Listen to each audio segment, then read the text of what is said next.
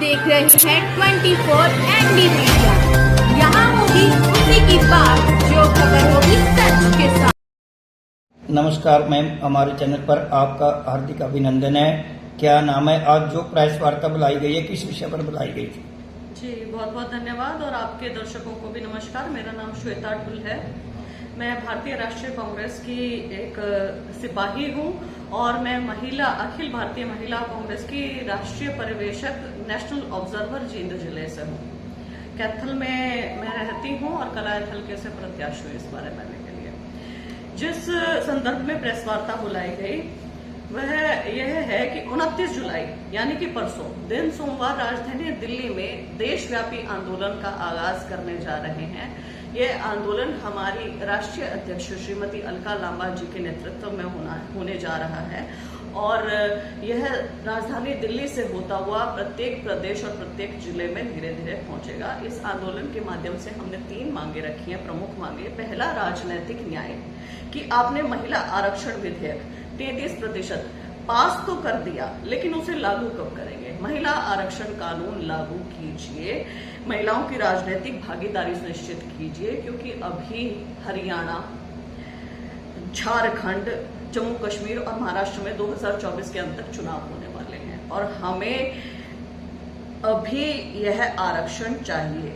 भाजपा सरकार ने पिछले 10 साल तक केवल एक लॉलीपॉप पकड़ा कर रखा, उन्होंने कुछ नहीं किया है इस संदर्भ में। लेकिन जैसे ही 2024 के चुनाव आए तो आधी आबादी के वोट पाने के लिए उन्होंने ये विधेयक पास कर दिया, लेकिन लागू नहीं किया। तो पहली मांग हमारी रहेगी, आज लागू करो, अभी करो, तुरंत करो। दूसरा, महिला आर्थिक न्याय, बढ़ती महंगाई, बेरोजगारी का शिकार हो रही देश की आधी आबादी, महंगाई से हमें राहत दी जाए। उम्मीद थी कि इस बजट में महिलाओं को महंगाई से निजात मिलेगी, लेकिन ऐसा कुछ भी नहीं हुआ। कहाँ गई मोदी की गारंटी? वो कहते थे 450 रुपए का सिलेंडर।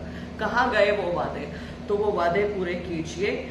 हमें भारतीय राष्ट्रीय कांग्रेस ने एक महालक्ष्मी योजना दी थी, जिस योजना के तहत हम लोग प्रत्येक गरीब घर की एक महिला को सालाना 1 लाख रुपए देने की बात कर रहे थे, यानी कि लगभग 8500 रुपए सीधे उनके खाते में। तो यह लागू कीजिए। और तीसरा, सामाजिक न्याय और सुरक्षा का अधिकार, महिलाओं के प्रति अपराध बढ़ते जा रहे हैं देश भर में।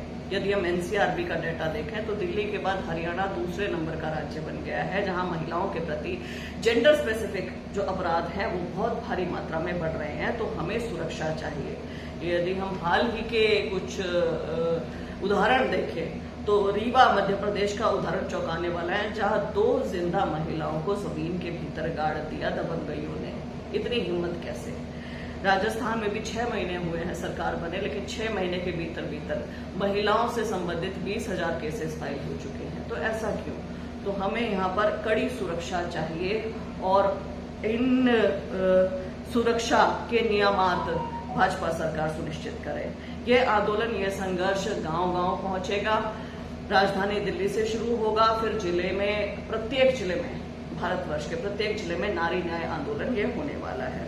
हमारे जो नेता हैं लोकसभा में और राज्यसभा में, श्री राहुल गांधी जी, श्रीमती सोनिया गांधी जी, श्री मल्लिकार्जुन खड़गे जी, श्री रणदीप सिंह सुरजेवाला जी, सभी नेता इन मांगों को सदन के अंदर उठाएंगे और हम सब महिलाएं इन मांगों को सदन के बाहर उठाएंगे। 29 जुलाई को हम लोग जंतर मंतर पर एकत्रित हो रही हैं 11 बजे परसों, व फिर संसद घेराव करेंगे देश भर की महिलाएं। आपने महालक्ष्मी की बात की, आपको दुर्गा घर दिया जाता है, फिर सड़कों पे क्यों आना पड़ रहा है? सड़कों पे इसलिए आना पड़ रहा है क्योंकि इस सरकार ने अपना कुछ किया ही नहीं, वादे पूरे किए ही नहीं। हमने पिछले सदन में भी आवाज उठाई थी, राहुल गांधी जी ने, श्रीमती सोनिया गांधी जी ने, कि यदि हमारी सरकार आती है तो हम ये 3 चीजें करेंगे। लेकिन चूंकि हमारी सरकार नहीं आई है तो हम अब एक मजबूत विपक्ष का काम करेंगे और हम मजबूत विपक्ष बनते हुए ये मांग सरकार से रखेंगे।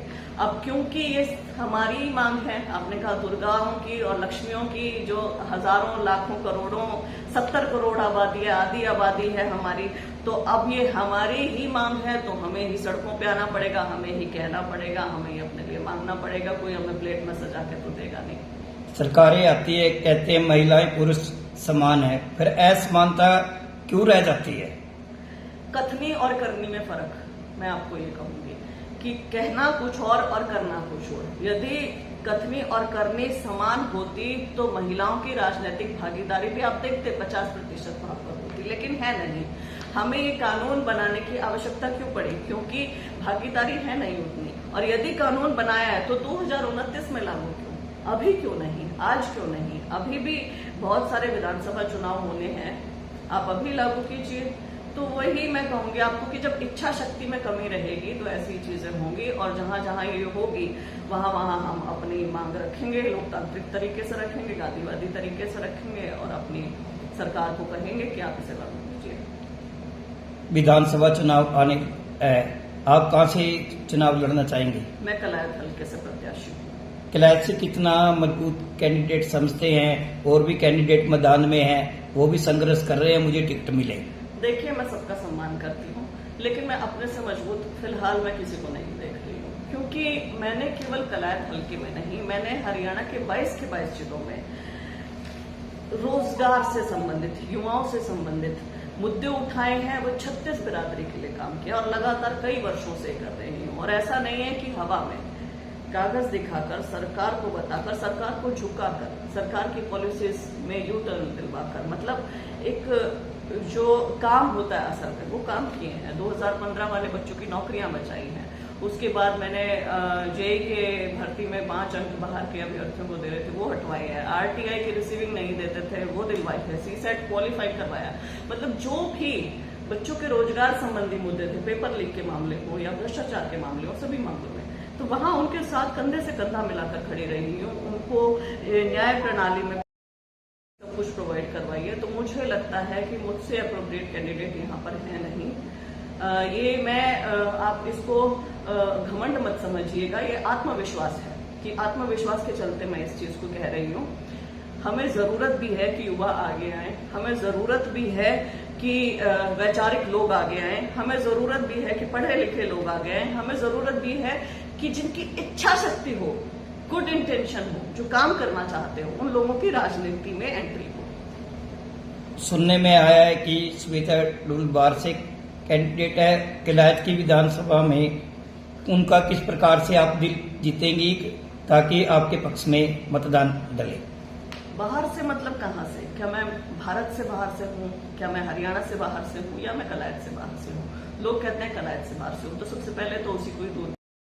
नरेंद्र मोदी जी भी अलग जगह से लड़े हैं। जब हमारे देश के बड़े बड़े नेता लड़ सकते हैं तो श्वेता ढुल क्यों नहीं? आप क्या विधानसभा कलायत की जनता से क्या अपील करना चाहेंगे आने वाले चुनाव के बारे में? मैं विधानसभा कलायत की जनता से अपील करना चाहती हूँ कि देखिए, समय आ गया है, अब हम मुद्दों के ऊपर चुनाव लड़ें। हमारे मुद्दे हैं, पीने के पानी की हमें समस्या है, पानी की निकासी की समस्या है, सड़कें टूटी पड़ी हैं, बिजली के बिल ज्यादा रहे हैं, पोर्टल बहुत हो गया, बच्चे बेरोजगार बैठे हैं, शिक्षा के बुरे हालात है, स्वास्थ्य के बुरे हालात है। मुद्दों पर बात करते हैं। आप चुटकुले मजाकों पर या गरीबनी बेचारी पर या इमोशनल होकर भावनात्मक तौर पर वोट देने बंद कर दें। हम देखें कि मेरा रसोई खर्च बढ़ रहा है, महंगाई बढ़ रही है, मैं उस इंसान को वोट देना पसंद करूंगी जो इसके कमी की बात करेगा, जो इसको कम करेगा। मैं उस इंसान को वोट देना प्रेफर करूंगी जहां मेरे बच्चे अच्छे स्कूल में जाएंगे और ठीक फीस होगी, ऐसी बढ़ती फीसें नहीं, जहां मेरे बच्चे के रोजगार की बात होगी, जहां मेरे गांव में पीने के पानी की जो सुविधा ला सकेगा, जो पानी की निकासी करवा सकेगा, जो यहां से मजबूत होगा, जिसे विधानसभा में बोलते हुए डर नहीं लगेगा, जिसे पढ़ना आता होगा एटलीस्ट कागज, जिसे ये पता होगा कि इस कागज में लिख क्या रखा है और साइन किस चीज के ऊपर कर रहा है, फोन किसको करना है। एटलीस्ट ऐसा विधायक तो हम चुने जो हमारे हल्के की, जो हमारे प्रदेश की, जो हमारे गाँव की चीजें विधानसभा में रख सके, निडरता से बोल सके, बात कर सके।